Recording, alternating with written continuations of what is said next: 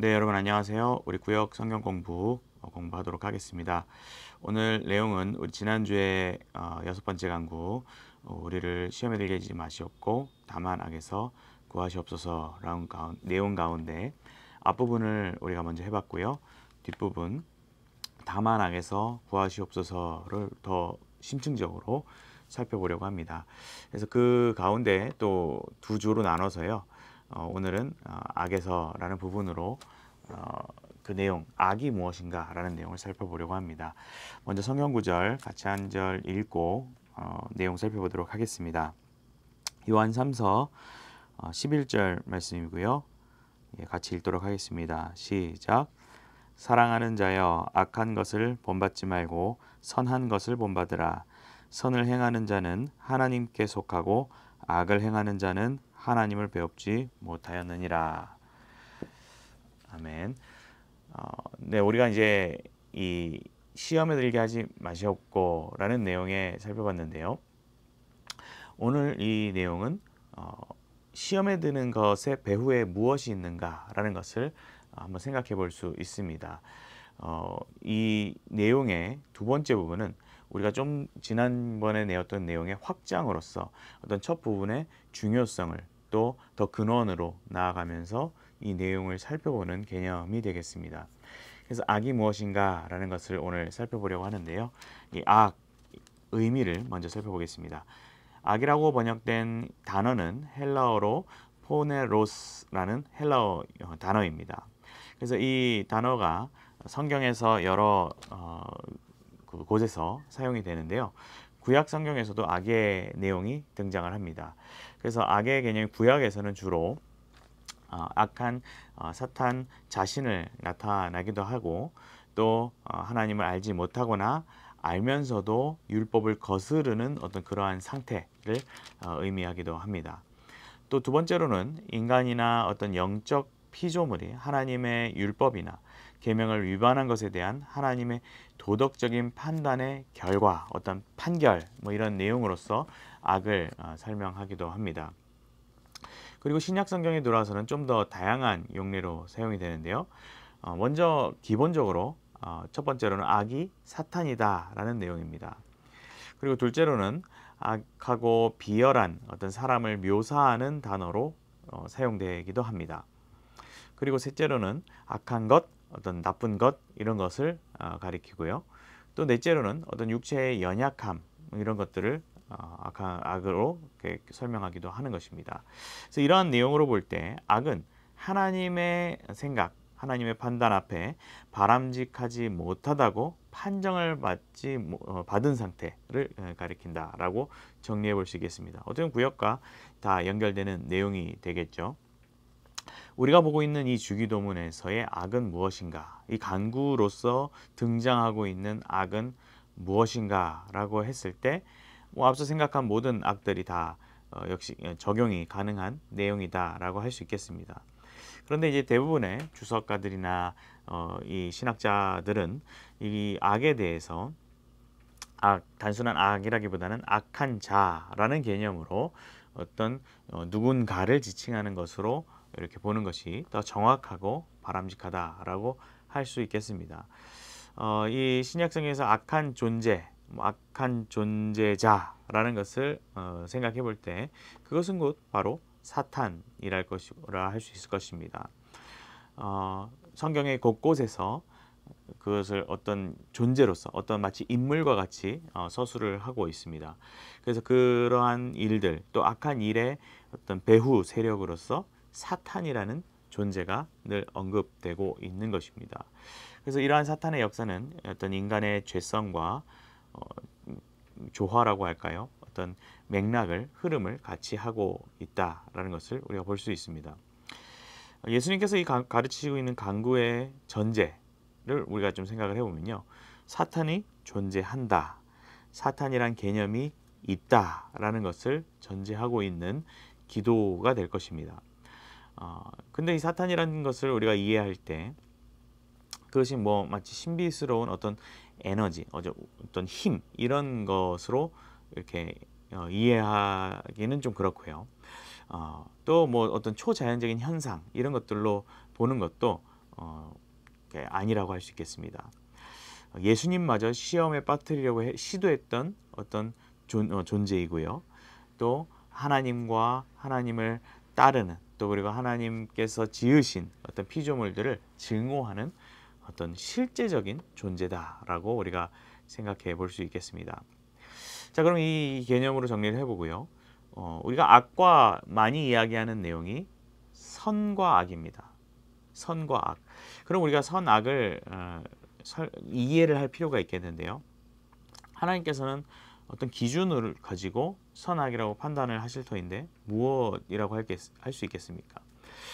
먼저 이 악이라는 것을 우리가 어느 개념 그리고 어느 수준에 두어야 할 것인가, 이것이 중요한 판단의 관건이라고 할 수 있겠습니다.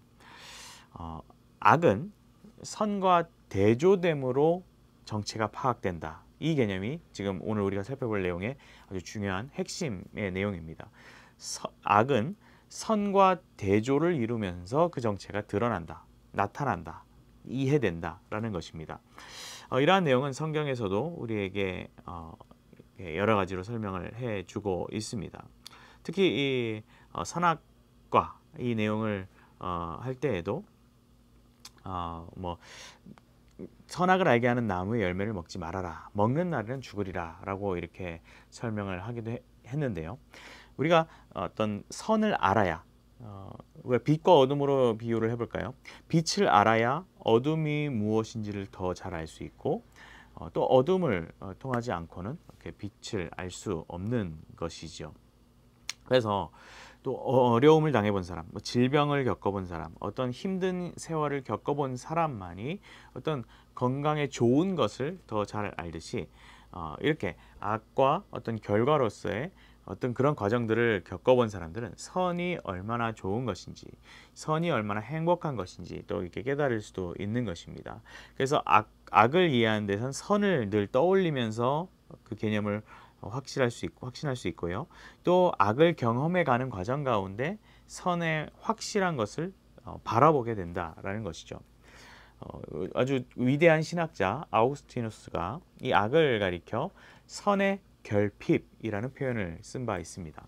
그래서 이 선의 결핍이라고 한 이 표현을 보더라도 그러한 개념으로 우리가 앞서 생각한 내용을 연결해서 생각해 볼 수 있는 것이죠. 그래서 당시 철학자들이나 여러 학자들이 하나님께서 악의 원인이시다, 하나님께서 악을 만드셨다라고 주장하는 그런 이들 앞에서 이러한 논리로서, 이러한 개념으로서 그들의 논리를 부숴버리는 그런 입증을 하였습니다. 그래서 선이라는 것은 하나님이 분명한 원인이시고, 그리고 은혜의 작용으로서 하나님께서 하시는 일입니다. 하지만 악은 인간의 의지에 의해서 어떤 하나님의 은혜가 결핍된 상태가 돼버린 것, 그것이 악의 상태, 악의 현상이라고 설명할 수 있는 것이죠. 그래서 이러한 아우구스티누스의 정리, 이러한 논리, 이 개념은 지금까지 기독교 철학의 아주 핵심적인 개념으로서 효력을 갖고 있고 이해되고 있다라는 것입니다. 그래서 우리는 악을 이해하기 위해서는 선을 제대로 이해하는 이러한 개념이 중요할 것입니다. 그리고 우리가 악을 경험하고 또 맞닿아 있을 때는 선을 바라보는 것만이 정말 그것이 진정한 희망이고 소망이다라는 것을 얻을 수 있는 것입니다. 그래서 우리는 또 악이 하나님께 있는 것이 아니다라는 개념도 동시에 잘 잡고 있어야 하는 것입니다. 그래서 이 세상의 악이 전적으로 하나님의 의도를 벗어나 존재한다면 세계에 대한 전포괄적인 하나님의 통치가 부인될 수가 있는 것입니다. 그래서 또 이 악은 왜 존재하는 것인가, 이 악이 왜 이렇게 영향을 미치는 것인가 라는 것을 질문이 나올 수 있습니다. 그럴 때 우리가 할 수 있는 것은 하나님께서는 인간의 지혜를 초월하는 분으로서 인간의 악을 일시적으로 허용하고 계신다. 그렇기 때문에 이 세상에 악이 존재한 것이다. 하나님께서 창조한 세상 가운데 하나님이 원치 않으시는 악이 왜 존재하는가, 왜 악이 영향을 발휘하는가에 대한 답이 이렇게 될 수 있는 것이죠. 우리가 순전함을 추구하지만 순전할 수는 없습니다. 우리가 악이라는 것이 우리에게 맞닿아 있습니다. 이걸 기생한다라고도 표현을 지금 하고 있는데, 악이라는 것은 선에 늘 붙어 있습니다. 선하지 않을 때 악이기 때문인 것이죠. 우리가 이단 같은 것들을 공부할 때도요, 이단은 늘 악과 이단은 늘 이 기독교와 함께 왔습니다. 이 기독교의 역사 가운데 이단은 늘 존재했던 것이죠. 기독교에 바로 서지 못했을 때 그것이 이단인 것이죠. 그래서 우리가 이러한 개념으로서 갖고 있어야 되고, 그렇다고 해서 그것을 우리가 절망하거나 낙심할 필요는 없습니다. 우리가 상처도 어떤 상처가 났을 때, 건강함이 있을 때 회복이라는 또 그런 과정들이 이어지지 않겠습니까? 그래서 우리가 이러한 개념으로서 악을 이해하고 악을 또 이겨내고 악을 극복해가는 그런 모습이 필요합니다. 악이라는 것이 어떤 굉장히 실체가 있고 또 굉장히 영향력이 있고 강하다라고 이렇게 생각할 수도 있습니다. 심지어 선보다 악이 강한 것 아닌가라고 질문을 할 수도 있습니다. 하지만 이러한 가운데 선과 악의 어떤 개념, 그리고 또 그 기준, 이런 것들을 세상은 그러면서 흐트러뜨리려고 하고 또 그것을 설명하려고 하지 않습니다. 그래서 우리는 그런 자들의 어떤 주장 앞에 우리가 선악을 어떻게 정리할 것인가, 어떻게 확립하고 있을 것인가라는 것이 굉장히 중요한 것이죠. 자, 그렇다면 질문을 던질 수 있습니다. 하나님이 존재한다면 세상은 왜 이렇게 악한 것입니까? 왜 이게 정말 하나님이 존재한 건 맞습니까? 라는 질문, 우리 주변에서도 많이 들려오는 질문입니다. 이 질문에 이 유명한 미국의 기독교 철학자 엘빈 플랭팅카라는 이 철학자는 이러한 논리로서 유실론적 논증을 펼쳤습니다. 그 내용은요, 인간이 그런 질문을 던졌을 때 악의 존재를 말하고 생각하는 것 자체가 우리 마음속에서 이미 하나님께서 살아계시다라는 것을 나타내는 것이라는 것이죠. 그래서 이 세상에는 악이 존재하는가라는 질문은 우리가 지향해야 할 방향을 이미 전제하고 질문하는 것이죠. 왜 세상은 이렇게 선해야 하는가라는 우리의 전제, 우리의 마음가짐이 있다라는 것이죠. 그래서 우리 세상은 선해야 된다는 이러한 생각 자체가 굉장히 이성적인 것이 아니라 종교와 오히려 관계가 깊다, 종교적이다라는 것으로 우리는 정리해 볼 수 있습니다. 그래서 우리 안에 어떤 늘 선악이라는 것을 판단하려고 하고 그 선악을 허물어뜨리고 그것은 필요 없다, 또 그것은 의미 없다라고 하는 여러 생각들이 있지만 그런 가운데 선악의 판단은 분명하게 존재하고 해야 하는 것이다 라고 할 수 있습니다. 그래서 이 선과 악의 기준이 내 만족과 내 행복, 내 안녕 이런 것으로만 생각하는 어떤 실용주의자들의 그런 주장과는 다르게 우리는 우리에게 주신 선악의 개념을 잘 이해하는 것이 이 세상을 살아가는 가장 현명한 지혜로운 방법이다라는 것입니다. 그것은 바로 성경입니다. 하나님께서는 우리에게 그 성경으로서 새 계명을 주셨고요. 이 계명을 따라 신자들이 따르고 믿고 그렇게 살아간다면 하나님께는 영광을 올려드리고 그 개인으로서도 행복한 삶을 살아갈 수 있는 것입니다. 이것을 순종하지 않았을 때 그것을 불신앙, 불순종이라고 우리는 부르고요. 또 그것을 악이라고 성경은 규정을 하고 있습니다.